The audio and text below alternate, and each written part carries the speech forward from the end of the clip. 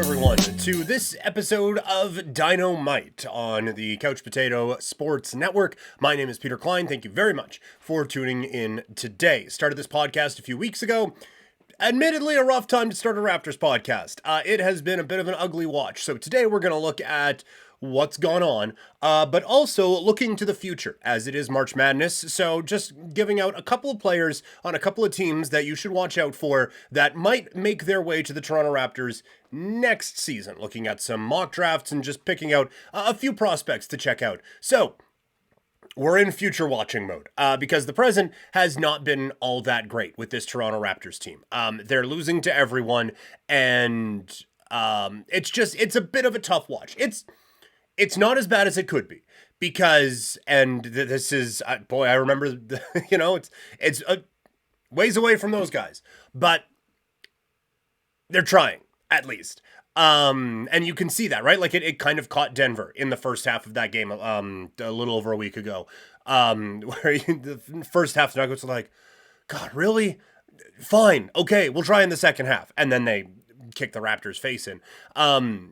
So, but at least there's that effort there, right? They aren't just going quietly into that dark night. And that is, if you listen to some of my other stuff, that is always the thing that I worry about when it comes to rebuilds. I get concerned that it is going to be a situation where losing becomes okay, right? And that's I feel like that is something that set in Detroit for a little bit, here now in the NBA, and other places. Well, like Washington, it's set in 100%. A lot of times with rebuilds, you know what? The results don't matter this year. We're trying to get another good pick. Let's just go out there, and if you lose, it doesn't matter. I hate that mentality for teams, right? Like for front office, it's whatever. But for coaches and for players, that mentality can't creep into the head at all because then losing becomes okay. And that becomes a real difficult switch to flip. Like just think about it at your job, right? When you're grinding away, you're working on something. Then you take a bit of a break. It's tough to flip that switch to get back into it. Or you work on something that you're not necessarily as passionate about. It's tough to get that thing going again, right? So that's the same thing with sports, where losing's okay. You're just kind of going through the motions, like, oh, well, get them next time. Oh, we've lost 7 in a row. Oh, well, what's it going to be, 8? Who knew? Like you start to not worry about it, and that is a very difficult habit to get out of. And also, I do believe that learning how to win is a skill in professional sports. This team is not doing a whole lot of that right now, but they are at least going out there playing as if the results matter and battling for some positions. And from that, I do think we've learned a couple of things with this team. The first thing that I've taken away from this, and I've seen in a couple of spots some disagreement with this, but I think Darko Rajakovic is the guy for this job right now. Is he going to be the coach the next time the Raptors win a championship? I would probably bet against it, but I do think that he is someone who is good for what this team needs right now, and he has set up this offense in a way that can kind of maximize what they have. And sort of, it's kind of like in pro wrestling, they talk about it a lot. Accentuate the positives and hide the negatives. They have done that. Like, this is not an overly skilled team, especially the other night when Quickly and Barnes and Trent were all out. And now, like, Barnes is out. RJ with the horrific situation that his family is going through. He's not around right now. So, like, they are this team that is lacking talent to begin with is lacking the talented players that they have. And so they're making up for it with a lot of the movement and a lot of the passing and a lot of just everything that they are doing on offense. So I think Darko has set this offense up in a way that at least lets the Raptors know what they have in some of these guys. And I think he has done a very good job with this team. And I do think that this is someone that the Raptors can have around for the next few years while this young team starts to develop. And while he starts to develop as a coach and gets a few more things going here and kind of understands the league a little bit more. But I think offensively, what they have created with the motion offense that they have is a really, really strong thing. And through that, I think we've seen some positives with the players. Again, I don't want this to seem like we're whistling past the graveyard. This is not a good basketball team that isn't playing good basketball, and they are losing because of it. So I don't want this to come across like I am thinking that being Delulu is the Salulu, right? Like I understand where this team is at. They're not making the playoffs. They're not going to come close to making the playoffs, nor should they make the playoffs. And if they play playoff caliber teams, they get their brains beat in. So, like, I understand all of that. But just so I don't cry watching every game, there's a few positives that we can take from this. And I do think the main one is the kids and how well they have played.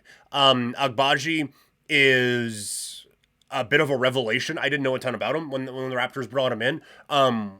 His shooting has relatively impressed me. He gets to the rim really well. But the one who has really stood out to me has been Grady Dick. And I know while this show has existed, I've talked about this a fair amount. But you see the numbers and all of that. It's like, okay, spot up shooter kid, whatever. He is far from that. Confident shooter, no doubt. Good shooter, no doubt. But there is a complete offensive game in there. And that is where I think he is really thriving under Darko's offensive system. And I think as this season has gone along, he's getting more responsibility. And as the season is going along, he's getting a little bit more comfortable in this. He had a couple of really good cuts. I think it was the Orlando game. I mean, look, it's all of him, right? Like, his movement out the basketball is great. And his three-point shooting is obviously there, but he's not just like dead red three-point shooter, right? Like, he is looking to create off the dribble. He is looking to get to the rim. He's just looking to put himself in the best offensive situation that you can. He loses his guy way too much defensively. And that's something that this Raptors team in general has had a real problem with. They get caught ball watching, for lack of a better term. And it's what killed them against the Nuggets. It killed them against Orlando. It's basically killing them all over the place. Is that they will get really focused on the ball handler, and all of a sudden that you start creeping away from your guy in the three-point line, and you get a little bit closer to the paint and closer to the paint. And then there's a skip pass across, and oh shit, this guy has a wide open three, and now we're losing again. So, like, there are things that need to be worked on for sure. But I do, and even like Porter, who has come in with Pirtle being out, I think he has kind of maximized his minutes. So this has been a good, I guess, I don't want to say rehearsal, but good audition for some of these kids for opportunities for next year. I don't know if the plan would be start Grady Dick next season. I guess right now it would probably be quickly Dick, RJ, Scotty, and Pirtle as your five. And then you have Olynyk and Agbaji on the bench. So there's obviously some room for improvement with this team. But I do think that I am comfortable going into next season with Grady Dick starting on this team. And that's not a spot I thought I would be at any point. Again, understanding that they're probably not going to be super competitive. But I have liked what I've seen from Grady Dick, and I think playing the season out and then a full off season, full training camp, all of that stuff, you're going to see a bit more development from this kid. But there's at least, as we've said before, like when everyone was playing and everyone was healthy, there was something there with this group. It needs to be added to, and it needs to grow. But there's something there with this group. Part of the adding will likely come from the NBA draft. And so I thought, given that there is a gigantic college basketball tournament happening starting tomorrow, I thought this would be a pretty good time to run through just a few of the prospects who seem to be winding up in the Raptor neighborhood when you are looking at mock drafts. And so the Raptors right now,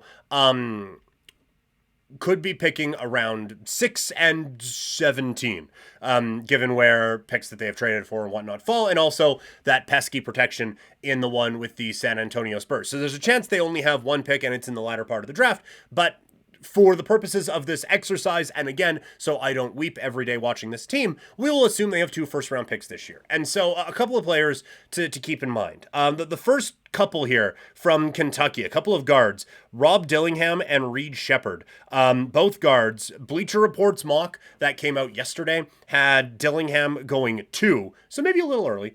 But I mean, hey, draft lottery, right? And they have Shepherd going 3. The Ringer also has Reed Shepherd going 3rd overall. So the Raptors would need probably a bit of lottery luck to land these kids, but a couple players to watch for, just as we're getting ready for this, and to maybe fantasize about. Or, like, if you have 6 and 17, maybe you can move up to 3 and get one of these kids. This seems like a pretty open draft. Also, just a note, and I'll note this again as we go along, this year's draft, and I know it's been talked about before, but it is all over the place with this draft this year. And like there was a couple of these guys here. We'll get to them in a bit, but there's like 8, 9, 10, 11, 12, 13 picks between like where Bleacher Report has it and where the Ringer has it. And it's just, and like at this time of year, part of it can just be like player rankings basically, but it does seem like because there isn't like a consensus, really anything aside from apparently Reed Shepherd's going third. Because there isn't a consensus anything on this right now, it is so all over the place. And we have seen sometimes the Raptors swing and miss, but I do think the Raptors have hit on quite a few draft picks over the last little while. Might have to go into that a little bit more, but just it feels like they've done a pretty good job with the whole draft and develop thing at times. And so if you are a team that is good at that, this feels like a draft where you could come in and maybe steal a guy, or in the Raptors case too, and really get a head up on a league where it seems like everyone's kind of down on this draft. Again, I understand I'm looking at all of this glass half full, almost basically glass fully full, even when it might just be empty and it's an optical illusion because the Raptors are a ways away. But this does kind of feel like a draft where maybe you can find a couple of diamonds in the rough. But anyway, a couple of players to keep an eye for. Like I said, Dillingham and Shepherd. Shepherd's shooting 50% from 3 this year. I think the Raptors need more shooting. He seems like he would be a really, really good fit. You also have UConn guard Stephen Castle. He can definitely hit from 3. Bleacher Report has him going 9. The Ringer has him going first. That is, again, the variance that we are seeing. He has struggled from 3 at times this year, but he has kind of a shooting profile that will lead you to believe that he could figure that out at some point.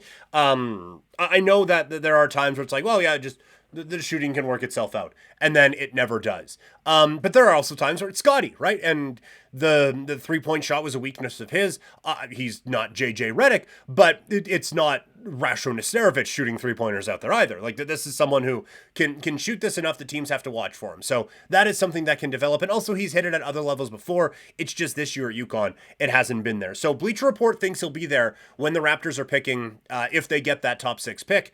The Ringer is saying that he is going to the Raptors only if they win the draft lottery. So some variance in these picks for sure. Jacoby Walker out of Baylor. The Ringer has him at number 4. Bleacher Report had him going 17th. He can shoot. He has struggled at times again this year, but it seems like, again, I haven't watched a ton of Baylor, but just reading a couple of these reports, it seems like there's a bit of a well-roundedness to his game that people liked. Jared McCann out of Duke. The Ringer had him going 13th. Bleacher Report had him going 19th. 41% from 3 this season. And again, I think 3-point shooting is something the Raptors are going to need to look for as this draft goes along. And then Johnny Funfee for Kansas, along with Kevin McCullen for Kansas. Funfee, there's no way I'm saying that right. Bleacher Report has him going 20th. The Ringer has him going 12th. He's 6'9" and just seems like he's one of those well-rounded guys. Does need to fill out a little bit more. But we've seen that before in Toronto, right? And that happens. So that one feels like, again, that's more potentially there for the second pick that the Raptors have. But if he falls to him, could be one of those like project guys the Raptors have done pretty well on. McCullen doesn't exactly fit perfectly for this 100% exercise because he is out for the tournament, but A, I'm sure they'll talk about him. And B, if nothing else, you'll see the impact on his Kansas team. There are some people, just because it's a legacy brand and blah, blah, blah. Some people are high on Kansas, but a lot of people you hear are saying like this is a bit of a devastating blow for this Kansas team. And so I think if nothing else, you can see the impact he has on his team when he's not there. But just a player, if you want to go back and watch some Kansas games, that would be a guy you can keep an eye on. So, quick one today. But again, there isn't a whole lot to talk about with this team, to be perfectly honest with you. But we'll be back next week. We'll maybe have an update on some of these players, and hopefully things will have turned around a little bit for this Raptors team. Follow me on social media, Twitter, Instagram, and TikTok. I'm at Primetime Klein, twitch.tv/PrimetimePK, and you can email me, couchpotatodiary@yahoo.com. Thank you guys so much. Make sure you check out the flagship show, Couch Potato Diary, out now. Have a great day. Talk to you all later. I'm out.